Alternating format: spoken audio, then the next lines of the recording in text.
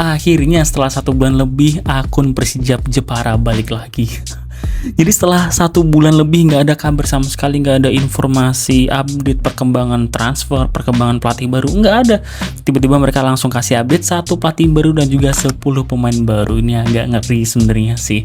Tapi gue nggak akan membahas soal 10 pemain yang baru, tapi gue akan membahas soal 1 pelatih baru, yaitu Juan Cortés. Jadi siapa sih Juan Cortés ini? Beliau ini singkatnya adalah pelatih asal Spanyol. Beliau sempat menahkodai El Salvador U20, terus sempat juga di tim-tim di Bolivia, sempat juga di Brasil. Tapi sayangnya gue nggak bisa bilang bahwa Juan Cortés ini adalah pelatih yang mentereng, yang penuh gelar, yang udah pernah menang Liga, pernah menang Piala, apapun itu sayangnya belum pernah. Jadi buat teman-teman Persijap Jepara nggak perlu berharap kalau kalian tiba-tiba bisa ada di papan atas untuk musim ini kayak gitu. Tapi jangan khawatir, mungkin aja beliau ini, Juan Cortés, bisa aja membawa Persijap Jepara ini bisa bertengger di papan tengah. Kenapa gue bilang itu? Karena beliau ini adalah pelatih yang adaptif. Beliau ini seringkali kedapatan pakai beberapa formasi yang beda-beda. Sempat pakai 4-2-3-1, sempat pakai 4-5-1, 4-4-2, 3-4-3, bahkan 3-5-2 juga pernah. Jadi dia tuh bisa pakai winger murni atau bahkan kadang juga pernah pakai seorang wingback. Jadi ada beberapa masa yang menurut gue di sini bisa kita kuliti, yaitu pertama waktu dia menangani El Salvador 20, terus menangani tim Bolivia ada 2 biji. Di sini ada San Antonio Bulu-Bulu dan juga Real Tomayapo.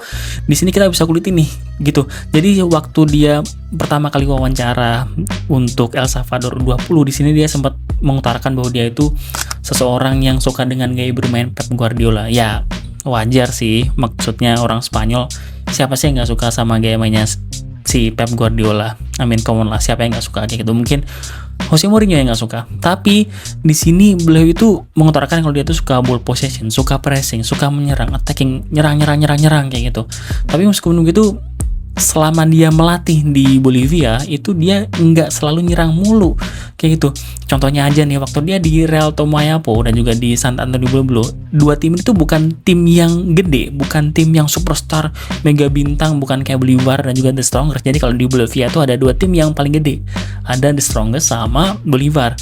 Dan jujur Real Tomayapo dan juga si San Antonio Bulu-Bulu itu bukan tim yang gede, tim yang mediocre, dan dia bisa mengerjakan PR-nya dengan bagus selama di 2 tim itu, di Real Tomayapo dan juga di San Antonio Bulu-Bulu. Jadi beberapa artikel itu sempat menyebutkan bahwa Juan Cortés itu nggak yang melulu nyerang, dia tuh sempat pragmatis juga, sempat parkir bus juga.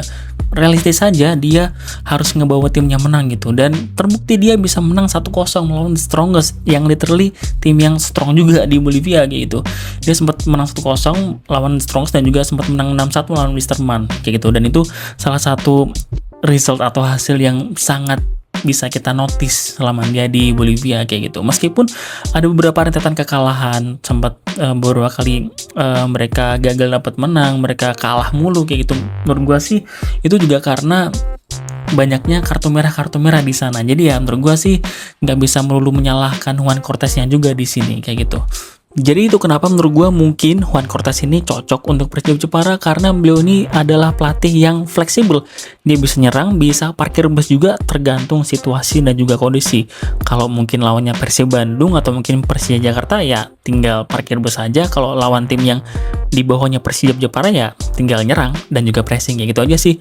Tapi ya we never know, karena Liga Indonesia tuh sangat liar, dan amit-amit kalau ternyata Juan Cortés nggak bisa sukses di Persijap Jepara, masih ada Mario Lemos yang sekarang jadi dirtek kayak gitu. Jadi ya semoga yang terbaik aja buat Juan Cortés dan juga Persijap Jepara kayak gitu aja sih.